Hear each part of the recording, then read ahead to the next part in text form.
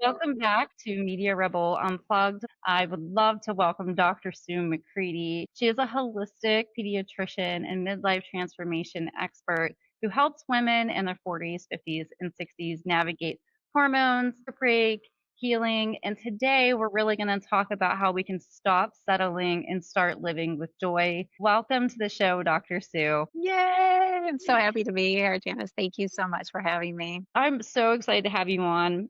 Prior to starting to record, I was telling Sue that we keep having these recurring conversations with women about truly living our best life in our midlife. But before we really dive into that subject today, I would love for you, Sue, to introduce yourself and let us know, how did you end up in this part of your life now where this is like your soul mission? Well, at the time of this recording, I'm 53, so I'm right smack in the middle of midlife. Many people don't even know that midlife is 40s, 50s, and 60s. So up until you're 39, you're you're not yet in midlife.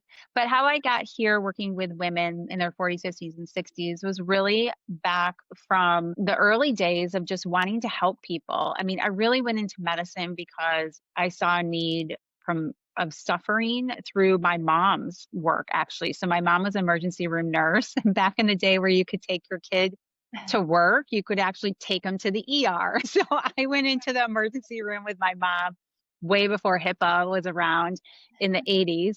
And I fell in love with it. I just fell in love with like, wow, mom, I really want to do this. And she encouraged me to, go into medicine and really encouraged me to become a doctor rather than a nurse. So it's funny, I didn't question it. I was like, okay, mom, and off to the races I went. And I really thought I've always been fascinated with human behavior. I'm kind of like a self help junkie, always been into personal development. Even as a teen, 20s, I was reading all those self help books. And I'm not sure why. It wasn't like I had this huge traumatic childhood at all. I mean, really had like a happy childhood and very secure childhood. I think it's just my curiosity with human behavior. So I actually thought I wanted to be a psychiatrist until I saw what psychiatry through my eyes looked like in medicine. And I just did not want to be on that train. So when I did my pediatric residency, I fell in love with kids. Like kids really make me the best person I can be. I could be in like a down and out and see a baby and just like light up. And so they really bring out the best in me. And through this process, the parents, the moms in the practice were like, well, how can you help me, Dr. Sue?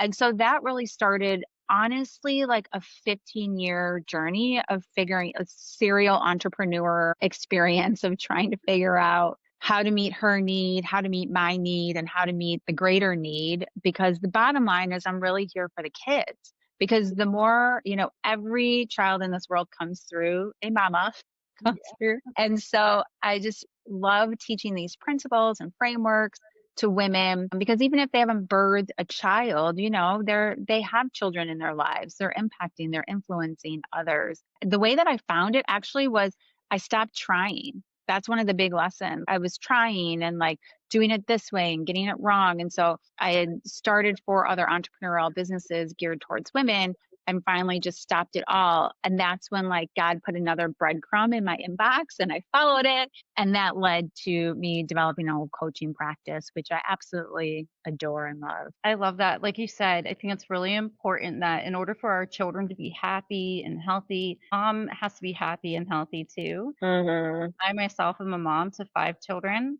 I've Wow. I've successfully have raised 2 of them. My oldest is 25, so I was a young mom.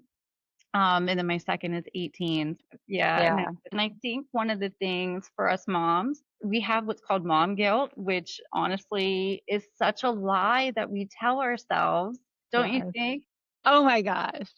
Don't even get me started. Like, even with all the work that I do, all the women that I help, like, my daughter will catch me. She'll be like, Mom. I'm like, oh my gosh, I'm so sorry. It's like mom guilt. You know what I mean? Like, just Yeah. overcompensating, like, trying to get it all right, like, making up things. Like, my girls are like so well trained now. They like throw it back in my face lovingly, but they're like, Mom. I'm like, I'm sorry. I want it to be right. I want it to be perfect. I want to like fulfill your every need, right? And it's impossible. I joke like I'm a great mom to, one, a good mom to two, and like an average mom to three, if there's such a thing. But Janice, that's amazing. My mom is a mom of five. I'm the baby of five. So Oh, I really? think I would be like catatonic in a corner, rocking back and forth if I had five children.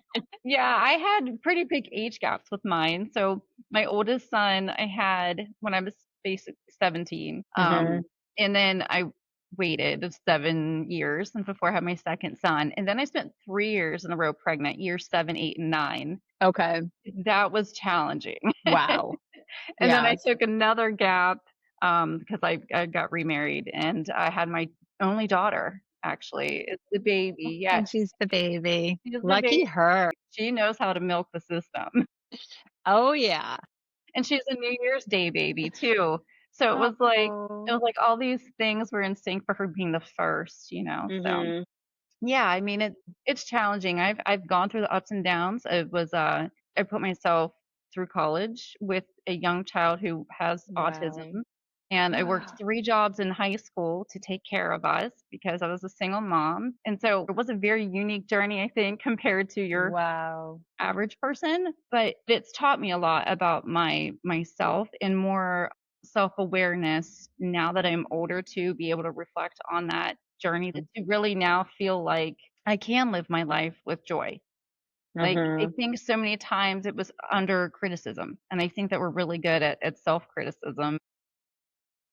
We are, and focusing on what's not going right. So, Mhm. first of all, just I work with so many kids with autism, and just have to honor and respect you, like, and you're here, and you're living, and you're breathing, and you're focusing on growth and contribution and serving. So I just want to acknowledge you for that. Is really a challenging mothering path in my experience of what I've observed, but it reminds me of one of the moms. She was actually one of my very first coaches, and she went to Tony Robbins is one of my big mentors that I've learned a lot of personal development and frameworks from. And she was talking about how at one of her favorite Tony Robbins events, he said, what's going wrong is always there, but so is what's going right. And Mm. she felt like that was like her pivotal moment to shift for her child.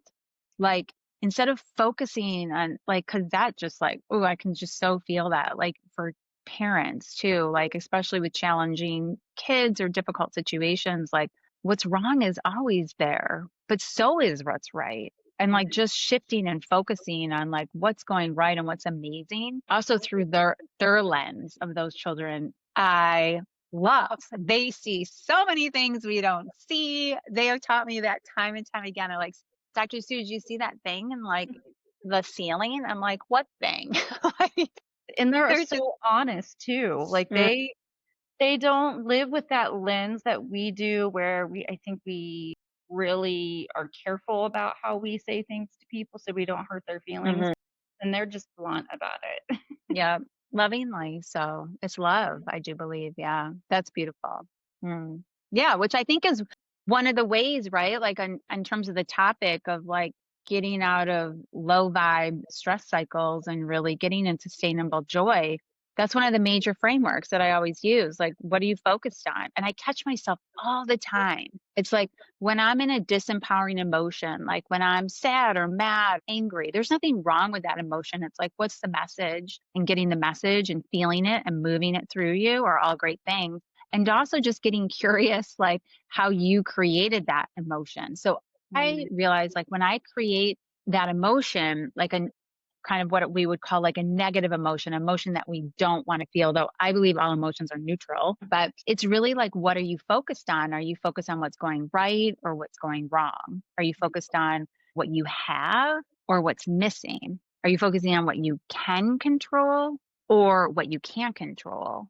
Are you focused on the present moment? Like, most of the joyful moments that we have, we're in the moment. yeah. We're experiencing the connection with someone or their excitement, like I think of me at the Taylor Swift concert with my family. Like, it was like, how could you not be in the moment? Okay, maybe in the middle of the concert where I was like, oh my gosh, I'm old. I need to go to bed. But most of the time, you're just like in the moment, right? And so much of when these disempowering emotions come through, it's usually because we're focused, like worried about the future or we're like rehashing the past, right? Mhm, And mhm. so this thing about like where is your focus is super, super important in terms of sustainable happiness. I think it's really important that you touched on that because we can and get stuck in the past of past mistakes. And I just had a recent conversation actually with a friend of mine who she goes, I keep focusing on the what ifs. What if I would have done this better? What if I would have said it this way? And I said, well, what good does that do you? You're laying at night torturing yourself, Mhm. quite sadistic, and to be thinking constantly about that, you can't fix it. What's done is done. So you can only focus on the now. Where are you now? How do you feel now that that's over? And then what can you do if there's anything you can to change it? And she Mhm. kind of sat there and was like, "Oh, you're right. Why am I doing?" And she's much younger, by the way. She's in her 20s. So I am always joking with her. You have so much left to learn. You have no idea. Yeah, But absolutely. you're I mean, really I good at think the funny way of saying that is like stop shoulding all over yourself and yes. shoulding all over others, right? It's like all those shoulds. The shoulds never make us feel great.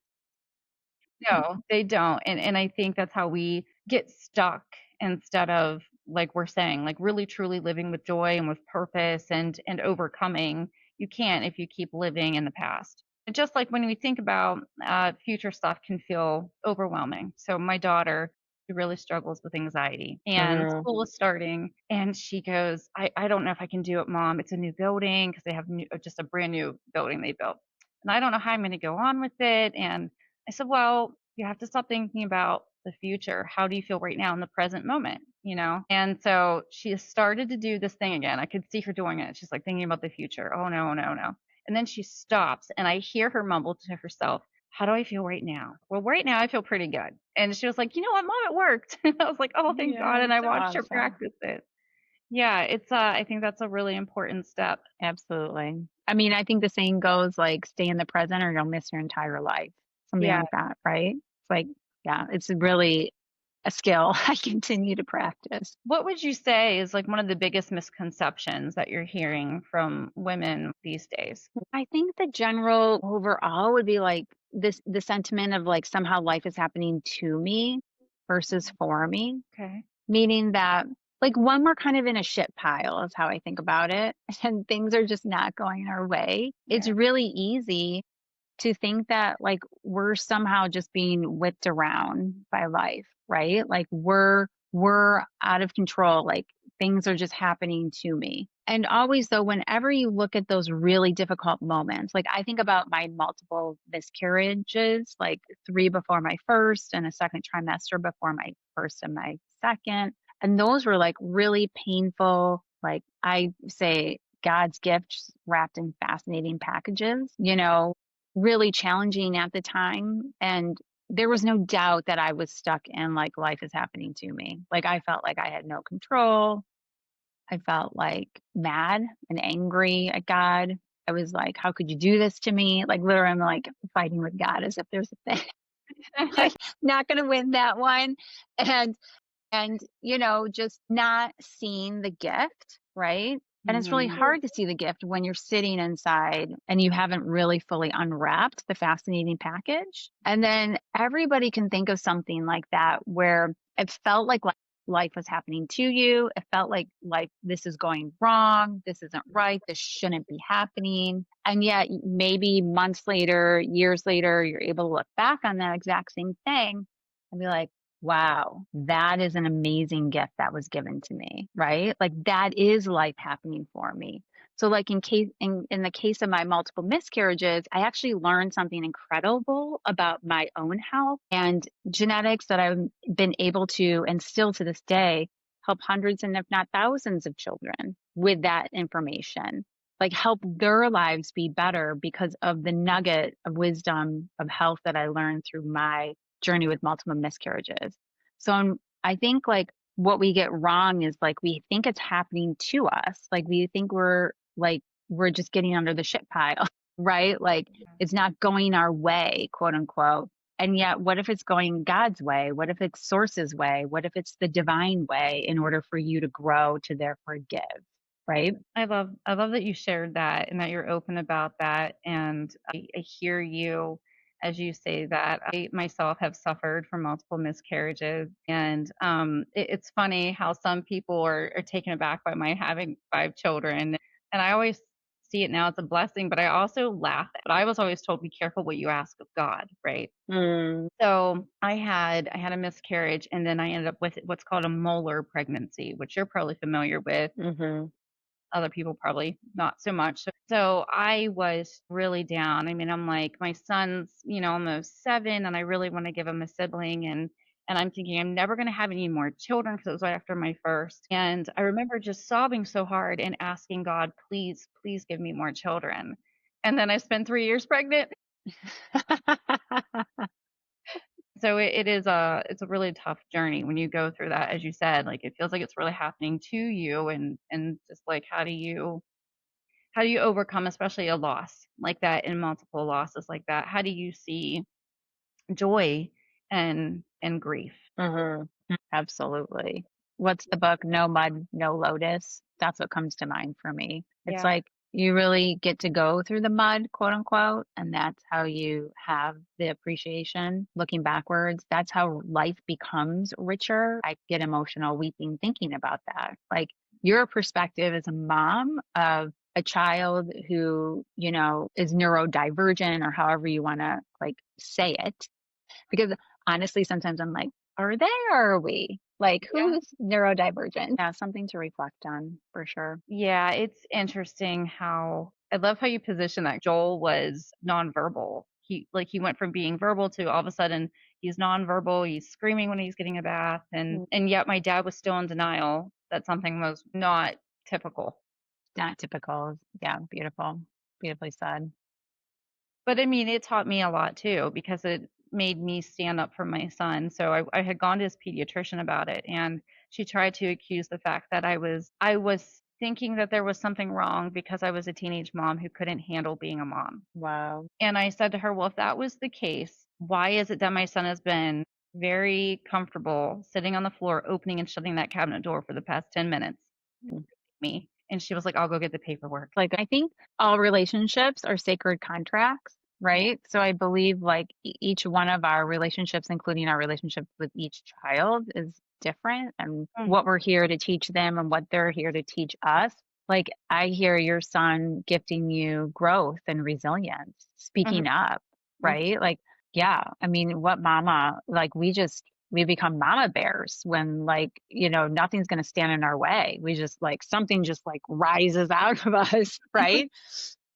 My parents are now very elderly in their last chapter, 90 and 92 years old, and the same thing happens to me now too. Like, when I'm talking with their caregivers and like if I feel like something, I was like all of a sudden my mama bear comes out and it's just like Mm. roar, and I'm like, okay, I'm just letting you know, like that's just my passion, that's my love for them. And Yeah. then like, but things get moving, right? So I see that it's been a beautiful gift for you. Yes, it has, but now I'm on this new journey, and I'm so glad you brought this up with your parents, because now I have my parents, they've had multiple health issues, and I find myself parenting them, so to speak, Mm, but they are resisting and are being very stubborn, and I think it's a part of my midlife journey that I really didn't think about until I was in it. for sure. I mean, who thinks of these things, right? I Yeah. mean, that's like they all say like the sandwich, right? I feel like really squishy in that sandwich right now. I feel like a very flattened out piece of cheese at the moment. And yet, like again, it's all about like what you focus on and also feeling the whole range of feelings. When I was a mom and my kids were young, I felt like, get out of my house. Like I just want to be like, get out. And then I'd open the door and be like, are you okay? Yeah. Do you need any food? Are you cold? Then also like, okay, no, I'm here to support you. And I feel it's really like a parallel, um yeah, when you're going through this process with your parents, it's like a shift in, and that's why I think supporting women through this midlife feels like a second adolescence. But it feels like there's so many dynamics, so much changing, not only with the physiological hormones, but also changing relationships with our children, changing relationships with our parents, maybe even changing intimate partner relationships, right? And identity shifting for sure. So absolutely feeling the role shift and as they surrender eventually, even if there's a lot of resistance beforehand, which it just reminds me of like toddlers, right? You're just like, oh my gosh, I'm just going to witness the tantrum happening. I'm going to try not to go up and down on the roller coaster, maintain peace and equanimity. I'm going to breathe. Then it will end. It will pass. We'll come out the other side. One thing I've learned from my parents, even at 90 and 92, personal growth and development is not over until like literally your final breath. You're still learning the whole way, even if you're not moving that much. If you've lost your ability to speak or hear, it's like you're still growing. I think it's also like all leadership, right? Rolling them like with kids too, I think the same way. They don't respond to being told. They respond to like being enrolled, like rising up to see why it's good, why they want to say yes to the experience. Also, I don't live anywhere close to my parents. Like they're a plane ride away. And so I cannot underestimate the importance of the telephone, like being a part of those visits all through virtual. It's been amazing. I didn't realize that I would be able to create this level of closeness with their care providers Yeah. through the basic old telephone.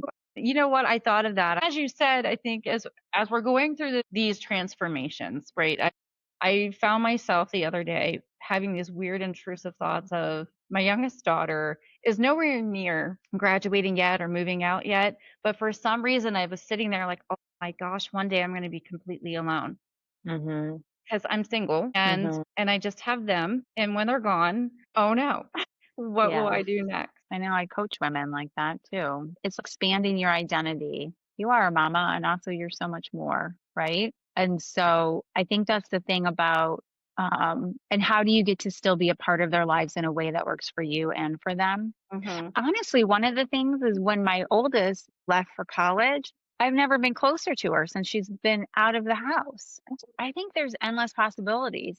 I didn't know that would even happen, and it has. So I think there's a lot of possibilities as long as we remain open to that. And I think that we have these needs, and I think one of the needs, we all share 6 human needs based on human needs psychology: the need for certainty, variety, for significance, love and connection, growth and contribution. And our kids can meet a lot of those needs at a very high level, especially our need that they're always there when they're living with us, right? Variety, you never know what the hay is going to happen. On any given day, it is a variety show, right? Significance because they need us. We feel needed. Love Hmm. and connection, obviously. Growth has been huge. I've never met a parent who, if they're open to growth, is growing through the Yeah. process. And contribution, it's one of the major ways that we contribute. So I think as they get older and shift and move out, instead of focusing on the loss of we don't have the certainty in our physical space anymore, how does this get to another need like certainty on top? But if Hmm. you put another need on top, like growth, like, wow, how are we going to grow through this experience? Do I get to travel to another part of the country? Do we get to go to fun shows together now? So really shifting the priority of the need could really open up possibility, excitement, and fun. Yeah, I love that you say that because one of my sons talks about moving to Tennessee, and I'm like, oh, great, I'll have a reason to go to Tennessee. Yeah. But also, there's that side of me who's never lived alone. I've had a child since I was a teenager. I don't know Mm, what that's like to not be a mom and to have my own freedom. And as that thought was happening, it was almost a way for my body and my mind to prepare myself for that. What can I do now? That part of the growth that you're talking about. What can yes. I do now so that when that does happen, I've already prepared for this part of life. Hmm. And thinking about one of my coaching clients that comes to mind in this situation, one of the things that we discovered is really about giving to herself, how she gets to fill herself up and focus on herself, her health, her well-being, her rest, because she's also in the health and wellness field. So she's another form of caretaking outside. She's a mama in the house and she's a mama outside the house, Oh, essentially. So really figuring out, how about I really turn that towards myself, and realizing that through that, she would really even out the major balls of life, which are self, others, and then your work or your mission or your purpose, and sort of really evening out like her ball of self and relationship, others, making them more even rather than they've been so lopsided for so long. Mhm. And so she feels like this small, whereas the relationships feel like everything. Like, what if about kind of evening? How could you even that out so that when the relationship shifts or moves out, or even as she looks for a new relationship, because she's also single, that's kind of fascinating. Think about like how different you're going to be showing up to the next relationship, full, filling your own needs, and how that would shift. That was like a big aha for both of us. It was, wow, that feels really good. That feels that's going to be a successful relationship. You're showing up whole, you're not showing up to try to get a need met from that other person Mm. that your kid used to provide for you. You know what I mean? Yeah, yeah, and as we said earlier, the guilt part of that too, because anytime that I take a moment for myself, that guilt Mm, immediately starts to creep in, and I'm like, self-love and self-care is not something to feel guilty about. But not I have to selfish. break Yes. that. Yeah, yeah. But it feels so weird, and Practice.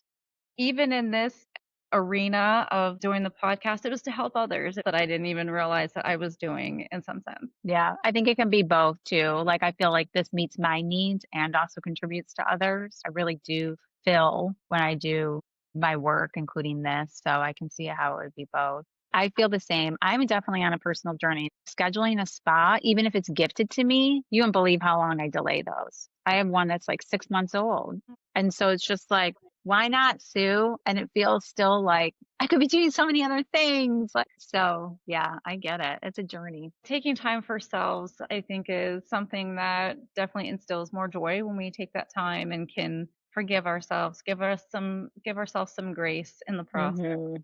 Absolutely. So I was on your website and I saw that you start with a quiz for women. Mhm. Yes. I love quizzes because 'cause they're fun, and I love fun. I always say, like, health and healing, it can be fun, growth can be fun. So, basically, the quiz helps you learn about your midlife personality type. There's 4 types. There's the visionary, the inspirational, the giver, and the detail mama. So, the visionary mama is like the Beyoncés of the world, like, twirl on them haters. I'm going here. You got a problem with that? That's your problem, my problem. We always bow down to them, like, wow, such confidence, such courage. The hard part for that personality type is that intimacy and vulnerability can be hard for them. It can be hard for them to like drop a mask and really let others see into them. And so relationships can be a problem. I feel like I'm getting called out right now. That So is I me. had an idea. I had a hint that that might be you. Oh yeah. Okay, then the next is me, inspirational mama. So inspirational mamas are like the sunshine of the world. Like my nickname from one of my friends growing up is like the sunshine. And so I'm the person who's positive. I'm always having a silver lining. All the things like I want to do this and that and this. The downfall is my energy can get super scattered. I have to catch myself. That could be a distraction that's really derailing my forward movement. The giver mama is just as she sounds. Like we all have all parts of this, but like the giver mama is, you just think of like the mama of all mamas, right? She's like, you just go into her bosom. You're just like, she's just going to give you a hug that lasts forever. She's going to listen. She's so patient. She's so kind. She'll do anything for you. The problem with the giver mama, as we see as moms ourselves, you can become a doormat super quickly. Boundaries are crossed. Oh, that's not okay. And yet you say yes, even though your entire self is screaming no. Then with the detail mama is like the checklist person, dot our I's, cross our T's. She'll come over and organize your refrigerator and it like brings her great joy. She's the person who's scheduler master, telling me where to go when. I love detail mamas. I hire detail mamas because I need them in my life because I'm an inspirational mama. I can get scattered. And the downfall of the detail mama is life can get a little dry and boring. And so leaning into wonder and new beginnings will really kind of free her up. So the beauty is that we have all parts of these in us. It's just that we tend to navigate towards heavy handed towards some more than others. And I always start with a quiz because it's about getting to know your personal gifts. I think we overlook our personal gifts. We kind of brush them aside like everybody has them and they don't. And so really honoring the gifts that you bring to the world and then also the particular challenges that you may be suffering from that are holding you back from really living your most happy, sustainable, joyful, filled life. Right. And so that's why I have a membership where all the mamas get together once a month. And we have so much fun because you have all types in there. It's really, really good to see everybody play to their strengths and like we all rise together, essentially. That's a great way to unite women, especially in Mhm. this midlife, and to learn more about themselves. I mean, I just obviously right here learned something about myself I didn't even like, oh man.